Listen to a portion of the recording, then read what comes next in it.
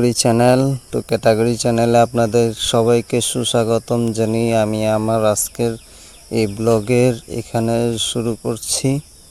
তো প্রিয় ভিউয়ার্স, আমি আজকে কথা বলবো হযরত শাহজালাল আন্তর্জাতিক বিমানবন্দর থেকে মহাখালী হয়ে বিজয় সরণির দিক যাব। আজকে আমি এলিভেটেড এক্সপ্রেসওয়ে ভিডিও করব। তো যাতে সময় সিদ্ধান্ত নিলাম যে আমি নিচ দিয়ে যাই, যে নিচের কি পরিবেশটা দেখি এবং যদি স্পটটা যদি ভালো হয় তাহলে ভিডিও করব, তাই এই সিদ্ধান্ত নিয়েছিলাম আমি। তো আপনারা ভিডিওটি দেখতে থাকুন আর এনজয় করতে থাকুন। ভিডিও স্পটটা দেখতে কত সুন্দর, আসলে না দেখলে বুঝতে পারবে না যে এটা কোন জায়গা এবং কোন রাষ্ট্রে, মানে আমরা বিদেশ নাকি বাংলাদেশ দেখলেই বুঝতে পারবেন।